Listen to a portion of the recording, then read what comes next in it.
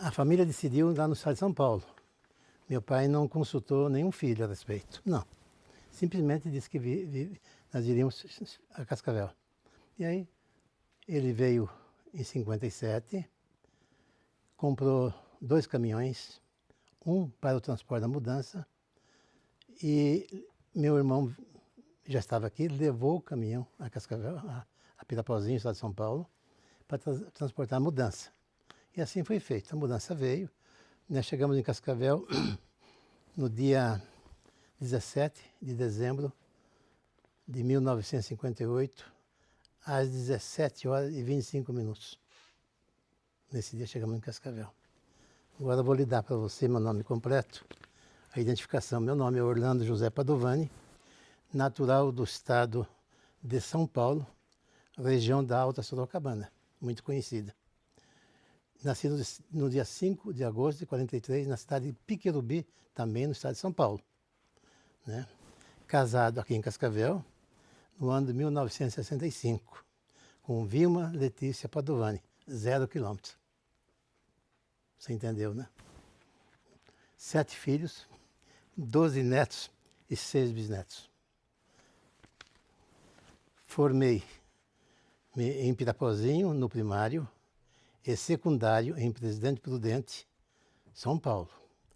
E Jaú, no secundário, período de 51 a 57. Nesse período, lembro-me do suicídio de Getúlio Vargas, no ano de 1954. Eu estava no colégio, quando aconteceu aquilo, né? O suicídio dele. E como que era o seu... Nós chegamos em Cascavel pela via de Nova Aurora, entendeu? Na chegada, passamos numa entrada, era puro mato. Mato à esquerda, à direita, pinheiro, então, né? Era pinheirais, na verdade. Quando nós se instalamos, fomos se instalar na casa, você não olhava, não chegava nada, não tinha nada para enxergar. Não tinha cidade. Não, era puro mato. Né? No dia seguinte, sim, que eu saía andando um pouco e comecei a olhar isso e mais aquilo, mas eu não estranhei, não. Se meu pai decidiu que nós devíamos vir a Cascavel, ele tinha um motivo. O motivo que ele queria comprar uma fazenda para seus 8 filhos. E fez isso, comprou. Dinheiro ele tinha sobrando. Ele é um homem de muitas posses, muito preparado, entendeu? Embora ele não fez nem o primário, mas sabia escrever e tinha matemática na mão. Esse homem é meu pai. Né? A minha mãe, o meu pai, ele veio da região de Pádua, na Itália. Pádua. A minha mãe da Sicília, também na Itália. Você sabe disso, né? Bom, eu fiz agora mais uma anotação aqui que eu quero passar. Já disse o horário. Ah, mais uma coisa importante. O Nelson Padovani, que foi deputado federal, ele chegou em Cascavel muito criança. No descer do veículo que ele estava, era um Jeep 51, ele caiu de boca no chão, porque era muita chuva e lama. Lama, lama, lama, lama. Não tinha, nem não conseguia andar. Entendeu? Isso era Cascavel. Né? Era Cascavel. Então, O senhor pode dizer, o Nelson é o quê do senhor? foi deputado federal meu irmão. Seu irmão. E o Nelsinho Padovani hoje é o deputado federal, filho dele. Eu estou falando aqui em política, eu não gosto de político não, hein? Eu vou dizer esse chumbo hoje aqui. Esse caso, como eu fiz o secundário como uma extensão de Prudente a Jaú, eu tinha um certo preparo. Você pode verificar na minha caligrafia hoje, certo? Já que vinha lá desde Pirapozinho, né? Pirapozinho, Prudente. Eu saí, quando terminei o primário em Pirapozinho, eu fiz admissão ao ginásio, que seria o Enem de hoje. Foi em Presidente Prudente. E passei a estudar em Presidente Prudente, certo? Aí, mas o que aconteceu? Chegado o momento de vir para Cascavel, eu tinha que me desligar dos estudos. E fiz. Mas continuei estudando por conta própria. Você já ouviu falar em rábula? Quem que fala aqui que é a rábula aqui? Ninguém sabe. É uma novidade para vocês? Não. Rábula é aquele advogado que não se formou na faculdade. Aprendeu pelas conversas vindo da rua. Esse é o verdadeiro advogado. Eu posso ensinar. Viu? Hoje eu tenho na família o Marco Antônio Padovani, que foi secretário do Salazar por 4 anos. Ele é advogado. E o filho também já é advogado.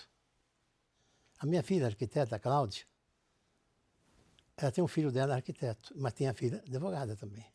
Daqui a pouco vai sobrar advogado por aí, tá? Mas é bom isso aí, sabe por quê? O direito abre a cabeça das pessoas. Eu vou citar uma coisa, vocês se lembram onde fica o Banco do Brasil hoje, né? Ali era banco, aí não era Banco do Brasil. Era uma... Eu até tenho a foto, vou mostrar para vocês. Ali era o local que se juntavam os pecuaristas, como meu pai, aqui na região mesmo, que trazia os animais até ali, entendeu? Para vender os animais ali. Eu tenho foto, tá aí para demonstrar, né? Era o Hotel Americano ali. Nesse hotel saiu um tiroteio sem tamanho, viu? Eu vou citar daqui a pouco. Um tiroteio que foi... Bom, tiroteio em Cascavel é em tudo que é lugar. O melhor é que você ficasse em casa, né? Certo?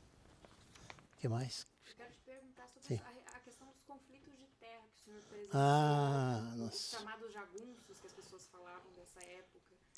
O que o senhor presenciou e poderia contar sobre isso? Bom, o governo de Ney Braga, ele fez um comício em Cascavel.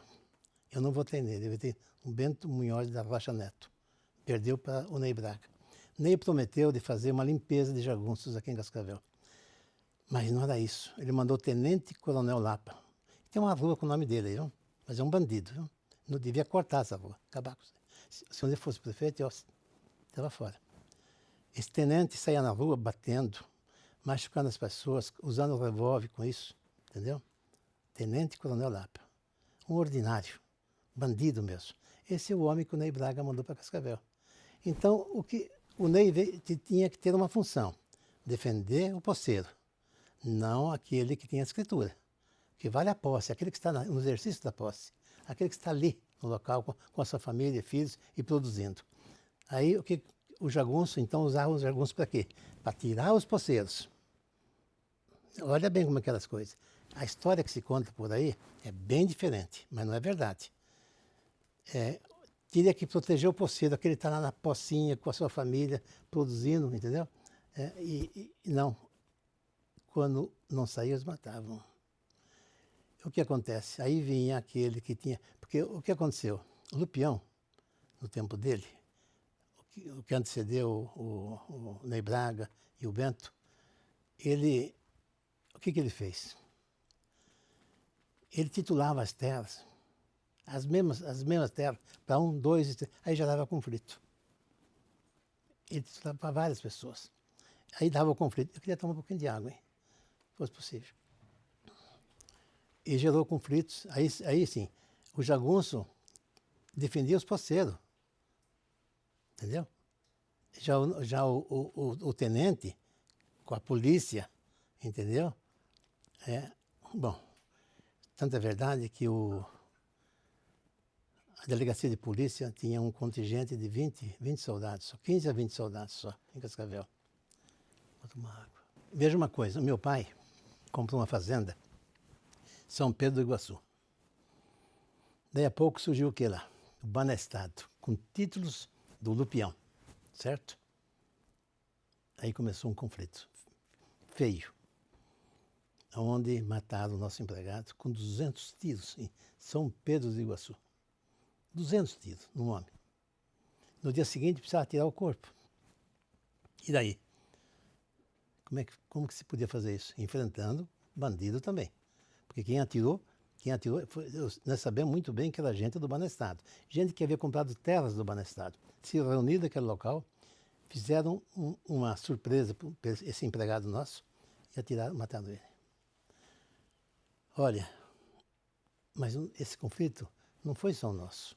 O conflito era tudo que era lugar, no Piquiri, a região toda estava conflitada, entendeu? Só que nós tivemos uma sorte. Nós não saímos de casa, da casa para o trabalho. Eu, por exemplo, fui bancário fui bancário, fui mercantil industrial do Paraná, fiquei por 7 meses, deixei o banco. Mais tarde, retornei ao banco, fiquei 3 anos, no Banco Bamerindo já. Também já era subgerente naquele banco ali, né?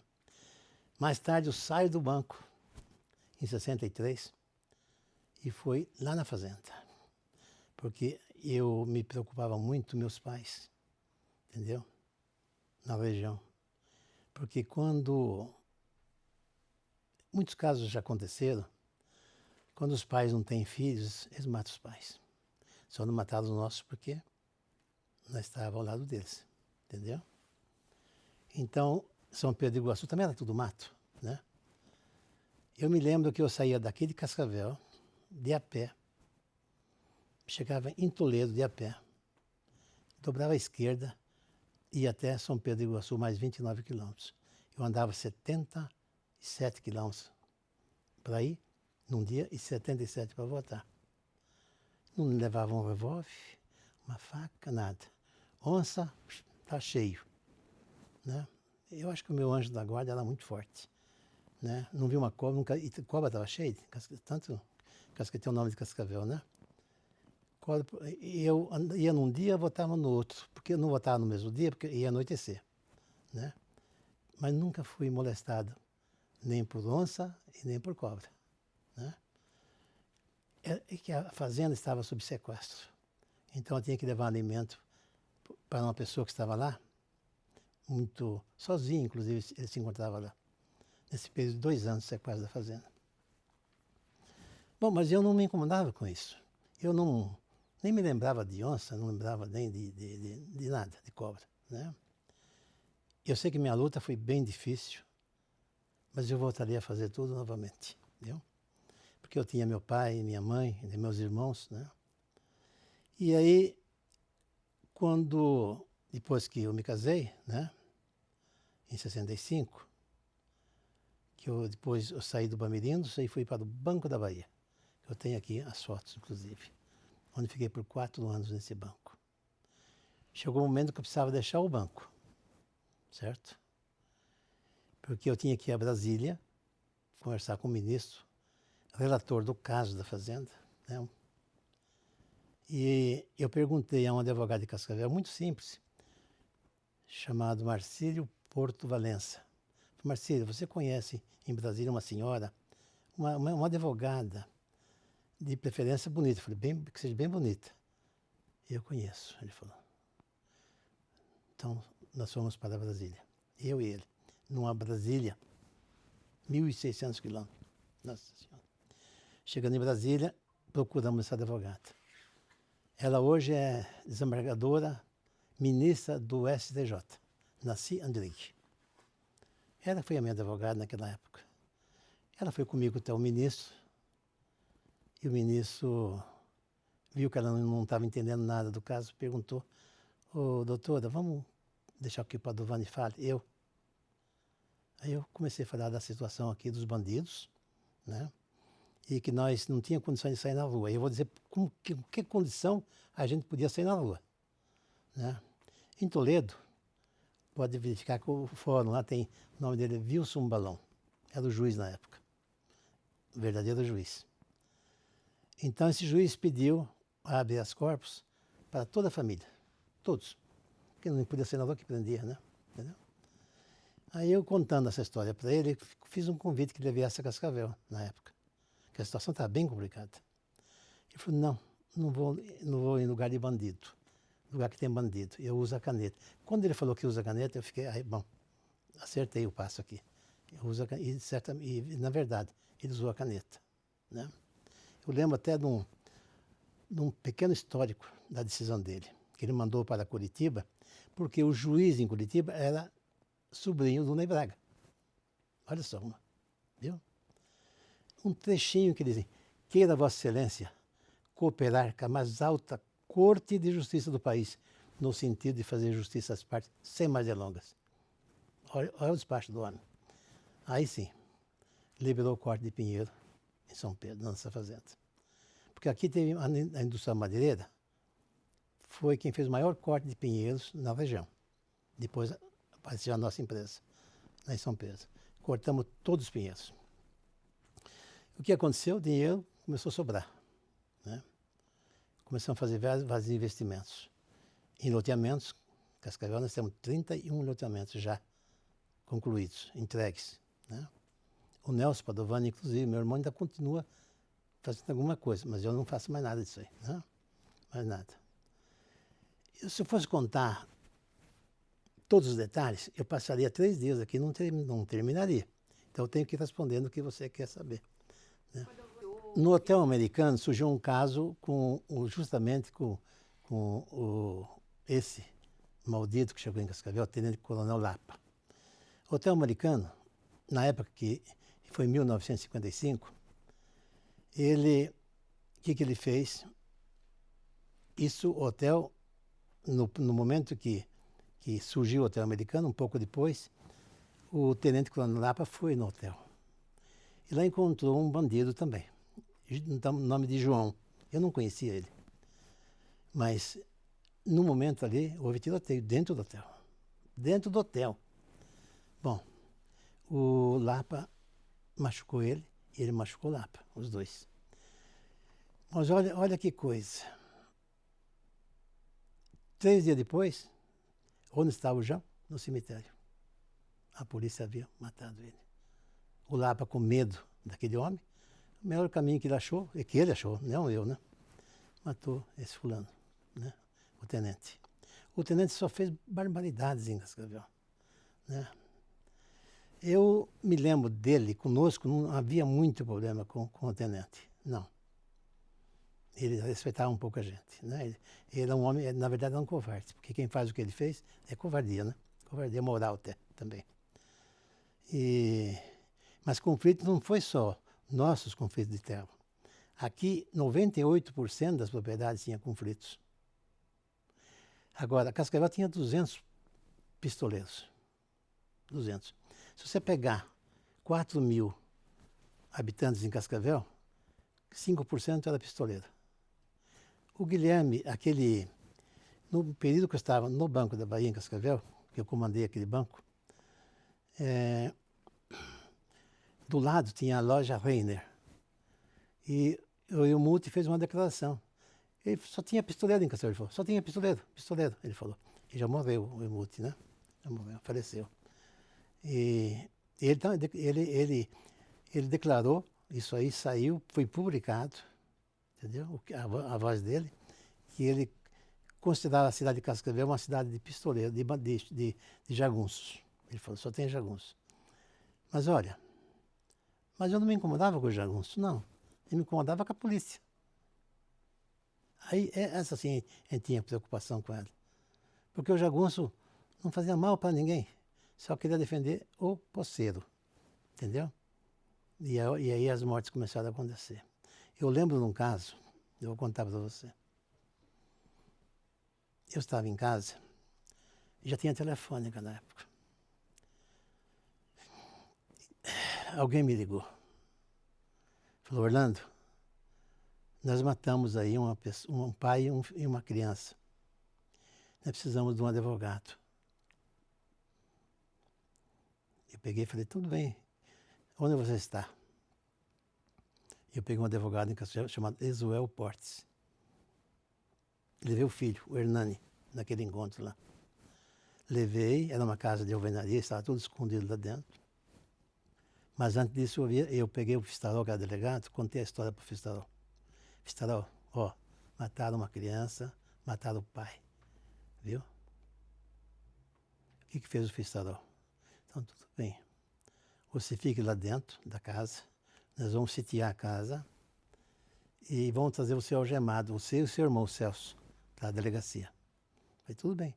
Algemou eles, chegaram, e nós também. Acho que a delegacia tirou e fomos embora. Quer dizer, eu entreguei os bandidos, entendeu? Não tinha como, ele pediu um advogado para nós ajudar. Se eu fizesse qualquer espécie de ajuda, eu estaria também vinculado àquilo lá. E foi para a cadeia. Mas olha, dá para contar 50 casos dessa natureza assim, que matavam pessoas na estrada para tirar a propriedade. E por quanto tempo isso perdurou mais forte, assim, essa questão de mais mais sanguinária? Bom, vamos examinar o caso da data que nós chegamos, né? 58, 59, né? Foi ali, começou. Eu trabalhava com caminhão, mas seguidamente eu saía muito cedo de casa, com o caminhão carregado de madeira para Foz do Iguaçu, encontrava nas esquinas pessoas mortas, jogadas. Eles matavam e jogavam. Era uma barbaridade. Bem que vocês nasceram depois, né? Bem. Mas eu estava bem com meus pais. Eu queria estar ao lado deles. Porque eles tinham medo da gente em relação... Porque a proteção que nós dava, né? Entendeu? Não é que nós usava arma, nada, não tinha necessidade. Era só ficar do lado dos pais. Foi o que nós fizemos. Certa feita, em Cascavel, o Nascimento, também delegado, antes do Fistarol, resolveu prender meu pai. Nós não sabíamos, ficamos sabendo depois. Nós sitiamos a delegacia de Cascavel, a família inteira. Padovani cercou. E amigos também foram juntos. Entramos na sala do delegado. Falei, ou o senhor entrega o nosso pai agora, ou o senhor vai ficar aqui em cima da mesa. Ele olhou, contou até 10. Mas não está aqui em Cascavel, está onde? Já estava em Foz do Iguaçu, meu pai. De lá sabe o que eles iam fazer com ele, jogar no rio, né? Matar, jogar no rio. Aí nós fizemos o seguinte, que fique lá, tinha um hotel em Foz do Iguaçu chamado... O primeiro hotel que saiu em Foz do Iguaçu, não me lembro bem certo agora, não vou lembrar o quanto, que deixa meu pai naquele hotel, que nós vamos lá. Mas que eles não saiam também, fica do lado protegendo meu pai. No lugar de matar, agora vai proteger. Aí nós fomos na Foz do Iguaçu, pegamos meu pai. Meu pai estava normal, tranquilo. Mas sabia o que ia acontecer com ele. Ele sabia. Aí entregaram o nosso pai, né? Aqui em Cascavel, assim, vamos falar. Muita gente não quer falar dos conflitos que surgiram em Cascavel, não quer contar. Porque tem medo ainda hoje. Mas nós não temos por que ter medo, né?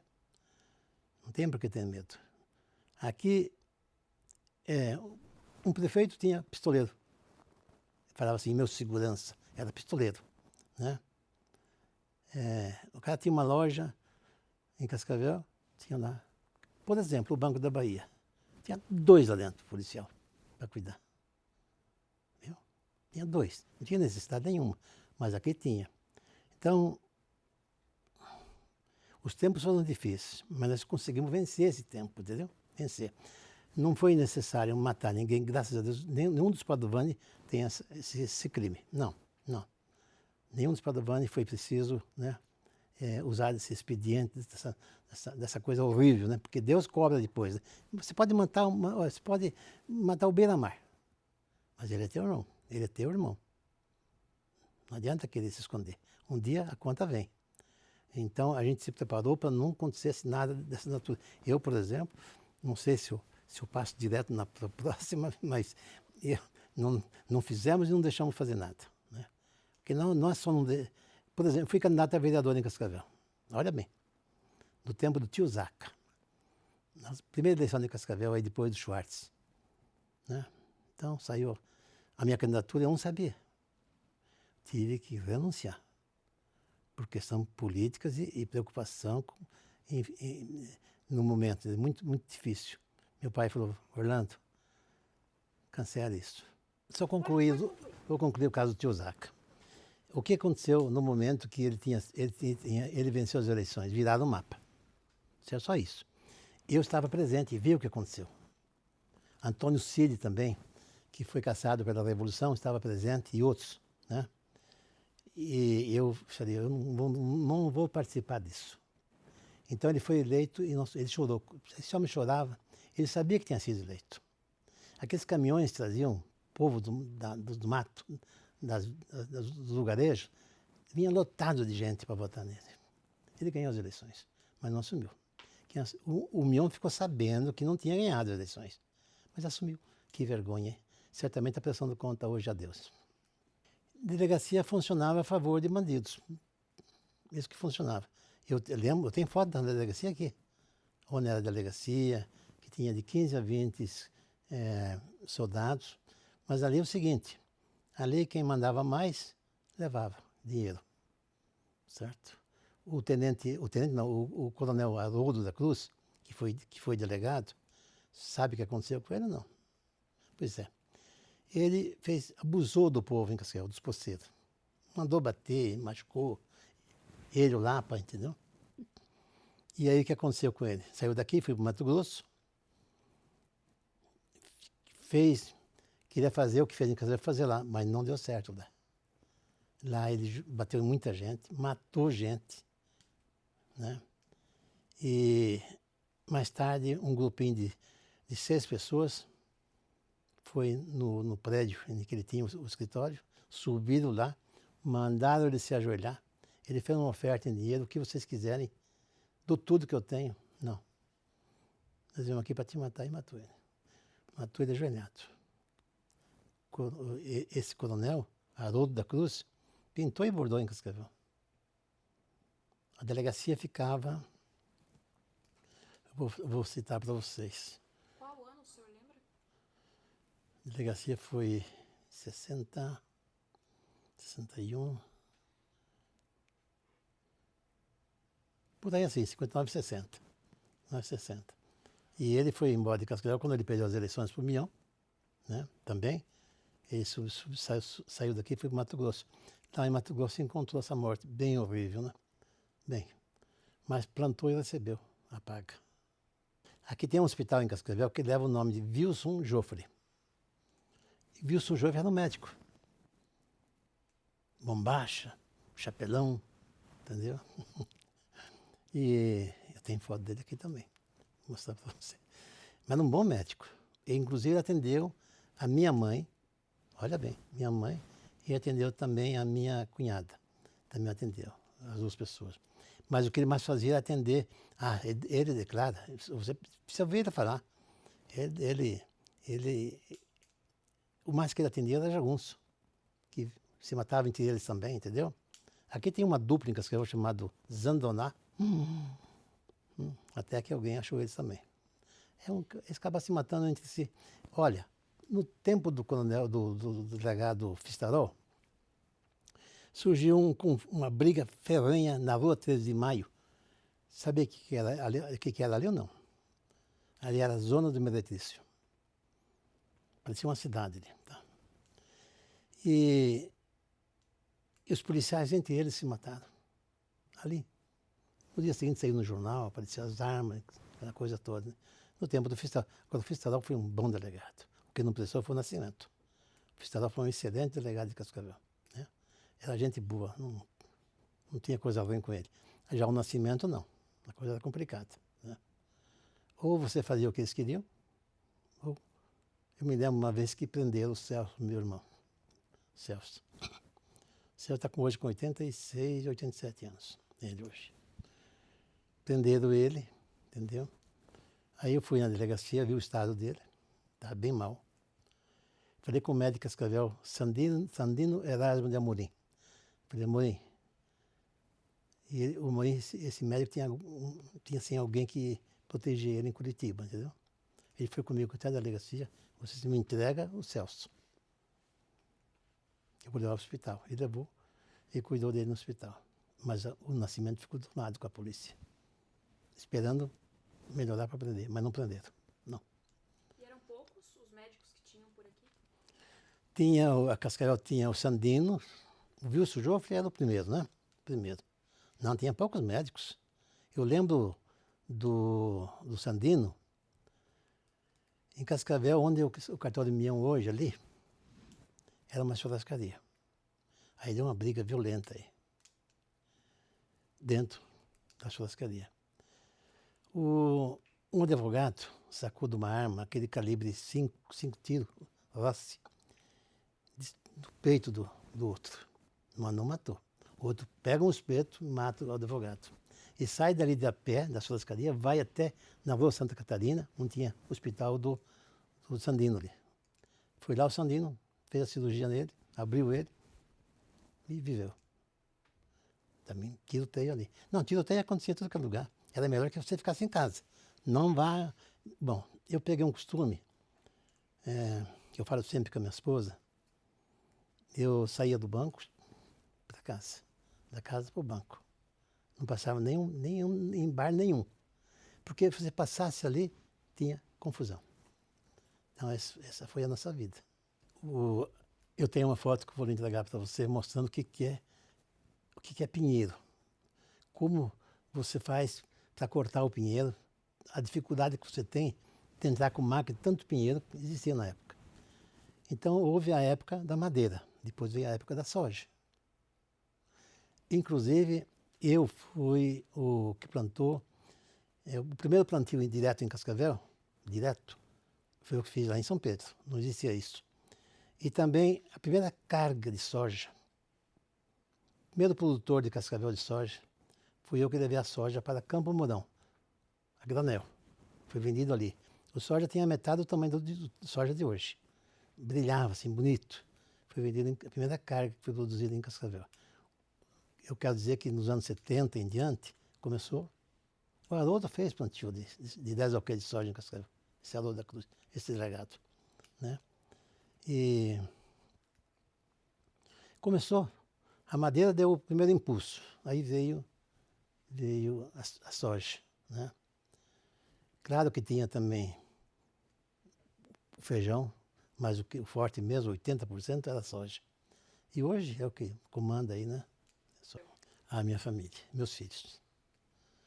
Esposa, depois 7 filhos e 12 bisnetos. O que me marcou foi minha família.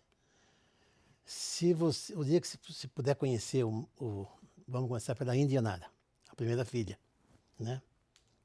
Quando nasceu, fui no Hospital Santa Catarina. Mas o médico não compareceu, eu fui parteira. Eu estava no banco. 7 horas da manhã, eu fui lá. Mas eu vi uma filha escura. Eu falei, viu, mas logo na primeira, falei para ela, é que o meu sogro, ela puxou o meu sogro, a cor dele, né? Entendeu? A cor dele. Depois da Índia, veio a Cláudia, arquiteta. Depois veio o Marco, advogado. Depois veio, aí tem uma história triste, o Charles, meu filho. Ele partiu com 15 anos. Partiu com 15 anos. Foi triste. Mas tem mais um caso. No ano 2018, no mês de dezembro,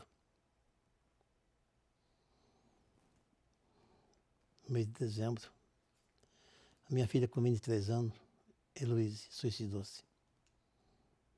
Foi triste.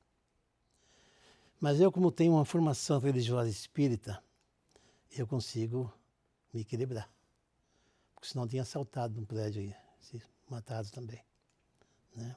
Então tivemos um caso com Charles, com 15 anos, e tivemos a Heloíse com 23 anos de idade. Uma moça linda, bonita, deixou a neta conosco e ela partiu. Ela não devia ter feito, também não estou criticando ela, mas ela não devia ter feito isso.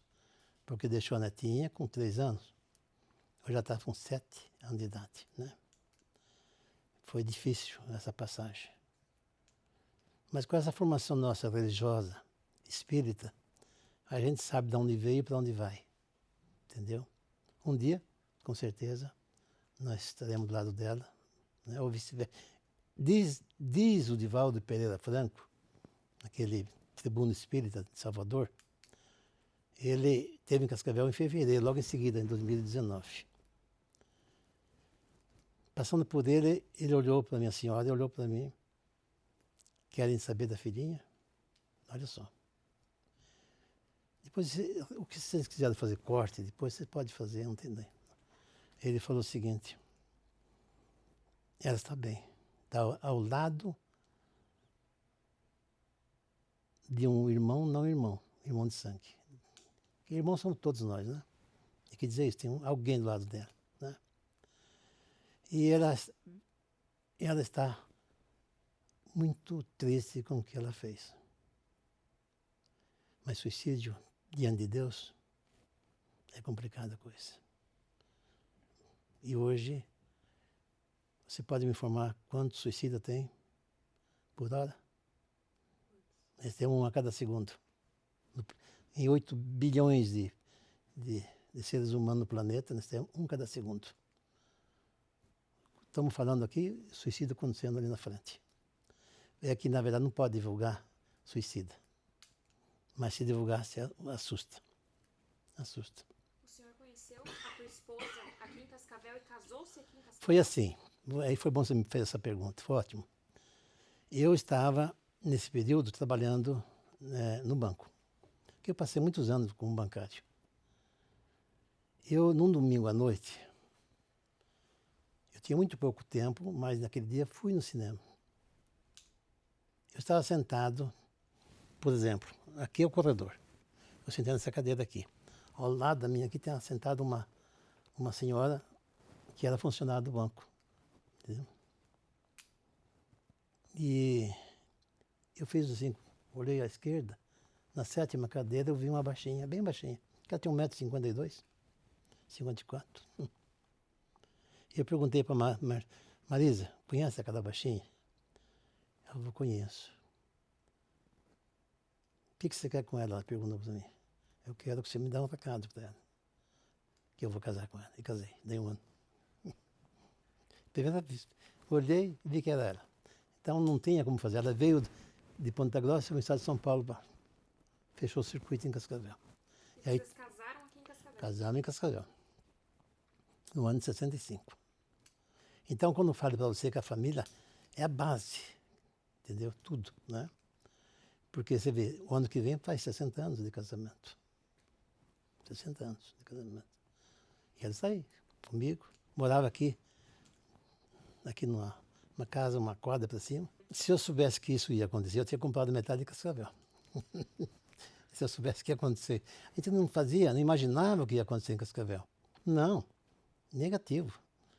E aí pensava que as coisas... Você trocava, pegava um caminhão, pegava uma quadra em Cascavel. Um caminhão. Você podia dar um caminhão para cima de uma quadra. Olha, eu com o dinheiro que meu pai trouxe de São Paulo, né, podia ter comprado meio Cascavel. Meio. E nós nunca imaginávamos que ia acontecer o que aconteceu. Né? Tá certo que o patrimônio hoje dos Padovani é grande. Você pode procurar o Nelson, o Celso, Orlando, quem você procurar, é muito grande o patrimônio. Mas foi um patrimônio adquirido pelo serviço, entendeu? Por exemplo, o Nelson, na Metropolitana Tratores, né? Eu também fazia parte lá. Hotel Querência, né? E assim por diante. Hoje, por exemplo, a nossa propriedade em Cascavel é a maior. Pecuária e agricultura. E na pecuária é o Angus, né? Eu tenho um médico veterinário que é o Marco, que é o Fábio. O filho dele já é agrônomo. Toda a família está integrada, trabalhando. Então, o patrimônio da família Padovani é muito grande. Mas isso não dá para nós nenhum. Nós somos bons mesmo, sempre. Não muda a gente. Só o caso de o que nós nos preocupamos, sim. Por exemplo, em nossas propriedades, um empregado nunca paga alimentação. Essa é gratuita. Por exemplo, vamos falar da água mineral Fontana Ouro. Você vai lá, segunda, terça, quarta, quinta e sexta, alimentação gratuita para os funcionários, todos. Inclusive com plano da Unimed gratuito também. No Mato Grosso, também lá, tinha 286 funcionários. Todos recebiam alimentação gratuita. Né? Mas hoje não temos a fazenda no Mato Grosso. Encerramos lá. Isso ninguém segura. Não. Cascavel, se tivesse tido, por exemplo, maior auxílio dos governos, crescia mais, mas a atenção está voltada para Londrina, entendeu? Está crescendo muito. Mas Cascavel está atrás, está chegando lá. Isso aqui ninguém segura. O futuro disso aqui, eu estou pensando quando voltar na segunda, em outra existência, o que será de Cascavel? Ninguém vai reconhecer mais. Ué, o que é isso? Mudou tudo, né? Hoje já está mudando. Eu saio de carro, eu e minha esposa, na cidade, as mudanças. Vai um dia, isso não tinha aqui, agora tem ali 25 prédios em andamento em Cascavel. Em andamento. É aqui, ó. É um rolo compressor. Não para. E não é pelos políticos, não. pelos políticos eu acho que não crescia tanto. É o povo mesmo, né? Os empresários, aqueles que acreditaram, entendeu? Se falar para nós que nós pudéssemos colocar uma divisa, assim, acreditar ou não, naquela época não tinha como você fazer uma avaliação do que ia acontecer. Agora, hoje eu sei. Hoje eu sei. Hoje nós estamos acompanhando o progresso. Estamos acompanhando. Por exemplo, nós temos hoje o Fábio, que é um médico veterinário, que está levando carne do Angus à capital de São Paulo, já hoje. Olha Cascavel como está indo longe, né? Está levando para o estado de São Paulo. E você procura hoje essa alimentação da carne Angus nos bons mercados, por exemplo, no Bial. Hoje o Bial tem, entendeu? Né? Veja a água mineral hoje. Já entrou no Oeste Catarinense, Porto Alegre, entendeu? Ela não vence a entrega de água. Você não acredita, se eu selecionar os nomes, você não acredita. Como buscar água aqui em Cascavel? Vem buscar de longe. 1.000 quilômetros estão vindo buscar aqui. Até mais do que 1.000 quilômetros. Então Cascavel ninguém segura mais. O futuro é daquele lá.